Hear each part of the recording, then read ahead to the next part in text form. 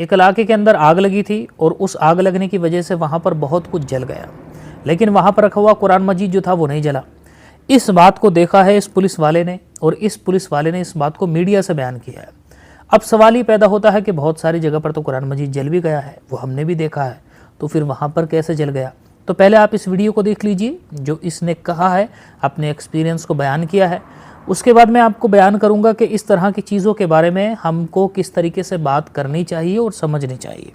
आश्चर्यजनक लगी कि जो अपना पवित्र कुरान है, तो इतना बड़ी फायर होने के बाद में हम आग बुझाए तो पवित्र कुरान वैसे के वैसी है, उसको जरा से भी आग नहीं आई, तो ये बहुत बड़ी बात है, 1 इंच भी नहीं जलाए। अब सवाल ये पैदा होता है कि भाई आप ये बात दावा कर रहे हो, चलो पुलिस वाले की वीडियो भी हमने देख ली, लेकिन सवाल तो हमारा वहीं पर खड़ा हुआ है। अगर बात ऐसी है कि कुरान मजीद में इतनी पावर है कि इसको आग नहीं जला सकती है, वहाँ क्यों जल गया था, वहाँ क्यों जल गया था, वहाँ क्यों जल गया था?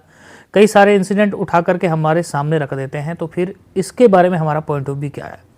देखो, हमारा पॉइंट ऑफ व्यू कभी भी ये नहीं रहा है कि कुरान मजीद जो हमारे सामने कागज़ की शक्ल में होता है, अगर इसको आग लगाई जाए तो ये जलेगा नहीं, ये नहीं जल सकता है, इसको जलाना नामुमकिन है। क्या हमारा ऐसा अक़ीदा है? हमारा ऐसा बिल्कुल भी अक़ीदा नहीं है, ये बात ध्यान में रखना। पहले नंबर पर तो बात ही हो गई। दूसरी बात, क्या ऐसा हो सकता है कि आग लगाई गई लेकिन परवरदिगार आलम ने इसको बचा लिया और बाकी चीज़ें जल गईं? और क्या ऐसा हो सकता है कि बाकी चीज़ें जली और ये भी जल गया? भाई मुमकिन है ना, इसको आप नामुमकिन साबित करके दिखाओ, इसको नामुमकिन साबित करके दिखाओ कि कुरान मजीद जो है, अगर अल्लाह तबारक व तआला उसको बचाना चाहे बहुत सारी चीज़ों से तो इसको नहीं बचा सकता। इसको साबित कर पाओगे? अगर कर पाओगे तो इस तरह की गवाहियों का आप क्या करोगे, जहाँ पर ऐसे बहुत सारे इंसिडेंट हैं जो हमको बताते हैं कि आसपास की बहुत सारी चीज़ें तबाह हो गई हैं, लेकिन परवरदिगार आलम ने कलामुल्लाह की हिफाजत फरमा ली है। ठीक है।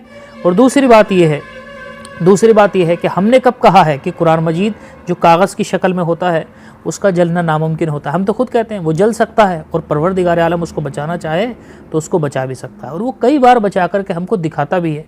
इस तरह के इंसिडेंट हमारे सामने बार बार आते भी हैं। तो इसको बहुत ज़्यादा जो है वो बड़ा चढ़ा करके भी जो लोग बयान करते हैं वो भी नहीं करना चाहिए। लोगों में इस तरह के अकायद का शुयू करने की तो बिल्कुल भी कोशिश नहीं करनी चाहिए कि देखो हमारा मुसलमानों का अक़ीदा ये है कि कुरान मजीद जो कागज़ की शक्ल में हमारे सामने होता है, अगर इसको आग लगाई जाए माज़अल्लाह अस्तग़फिरुल्लाह तो ये जल नहीं सकता है। हम लोग कभी भी ये नहीं मान सकते, कभी मानते ही नहीं, मतलब हमारा अक़ीदा ये नहीं है कि नहीं जल सकता है। हाँ, हम ये मानते हैं कि मौला चाहे तो ये नहीं जलेगा, मौला चाहे अगर इसको बचाना तो जलाने वालों के हाथों से इसको बचा सकता है। बहुत मर्तबा ऐसे वाक़यात हुए हैं कि जहाँ पर कुरान मजीद को बहुत जगह पर जलाया गया है दूसरी चीज़ों के साथ में, तो दूसरी चीज़ें नेश्तो नाबूद हो गई हैं, जल करके खाक हो गई हैं, लेकिन कुरान मजीद बच गया। तो इस बारे में न्यूट्रल रहने की कोशिश करनी चाहिए।